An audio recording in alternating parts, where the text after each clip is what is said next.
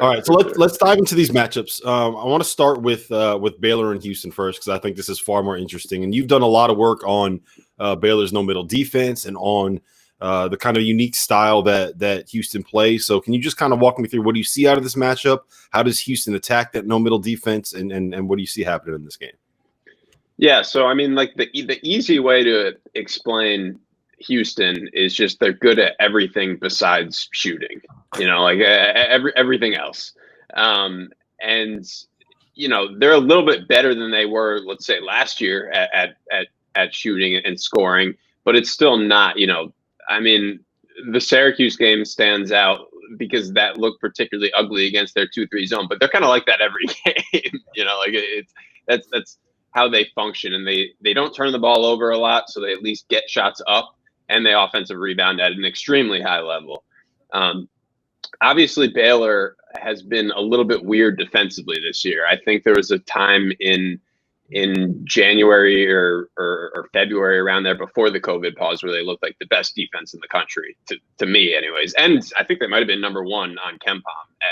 They were for a while. Short time. And then you put last year's results, which, they were a little bit different with Gillespie, but they were good for the entire season defensively last year. Then they come back from COVID pause this year, and they're just not as good defensively. They dropped in the stats and, just on film. And I don't think there's much reason to believe that they're that team, because of last year, because of the larger sample size.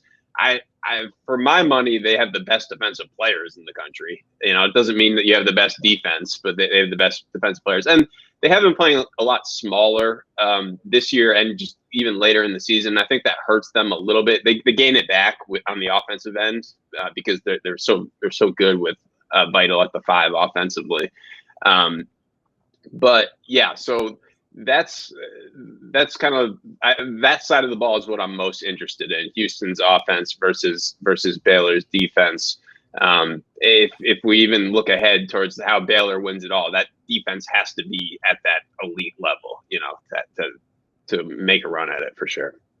So the one thing that I referenced, and I think that you picked up on this too, the first time that Houston played Texas Tech back in November, Texas Tech and Baylor kind of have a similar no middle concept when it comes to when it comes to the way that they want to defend. And what Houston basically did was kind of short little probing drives where you don't go all the way to the help. You force the defense to rotate. You don't go all the way help, and you let guys like Dejan Jarreau and Quentin Grimes pick out the shooters on the perimeter and try to get an open look. And I think were they up like 15-5 on Tech or something like that early?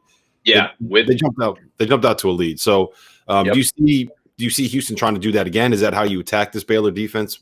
How would you do it if you were Kelvin Sampson? Yeah. I think that's a good point. They really did dominate that game. They hit threes too, which is big for if they're making threes, then that's tough. But part of it was the scheme, like you said. It was so the way Baylor and Texas Tech play defense is they don't give you baseline, but it's pretty close to letting you drive baseline. And then they come in aggressively. Texas Tech especially takes so many charges down there. And so Houston was driving to pass. Basically, they were taking 1 or 2 dribbles, drawing it, but they were looking to kick. And I mean, a lot of teams try to do that, and it doesn't really work.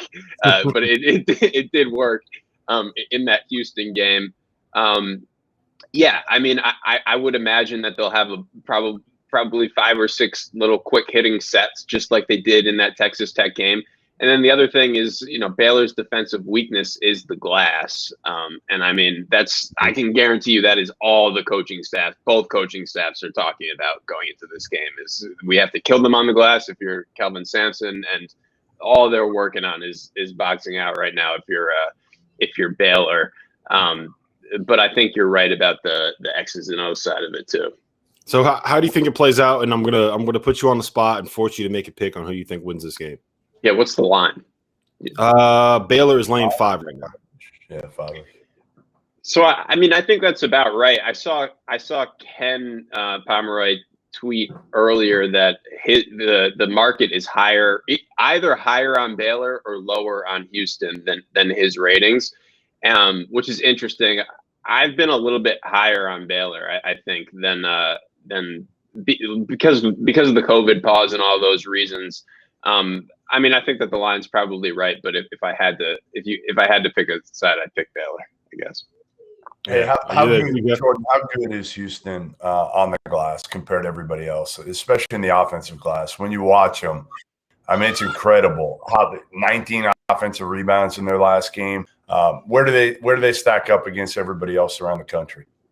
Yeah, they're second in offensive rebounding percentage, but number one was North Carolina, who's just so different. You know, they're just massive. You know, it's like kind of hard to compare. Yeah, I mean, Gresham in particular, when I was at New Mexico State, we had a player, Jamario Jones, who was first or second in the country in rebounding percentage. And they remind me so much of each other, just like instinct, like Dennis Rodman type of rebounding. Yeah. Jamario was even shorter. So it was like, in my opinion, he was even crazier. But yeah, it's a war, you know, like playing. I remember talking to an American assistant coach before I went to make my Houston video, and like he was telling me they're doing rebounding drills on the day of game, you know, like beating on each other. It's just like you don't really do that so much anymore in college basketball, and it's become their thing, and especially this year, they're second in the country. I was telling Goodman, Jordan, that they were. I think it was the video you had about Houston. I don't know where you got the tape from, but you had practice tapes of them basically doing Oklahoma drills, going for loose balls. No doubt. Yeah, I mean, like, I don't know why they put those out there. There's a couple clips where it looks like people get significantly injured. Like, yeah, I don't know why you put that. Yeah, but yeah, it's real, you know.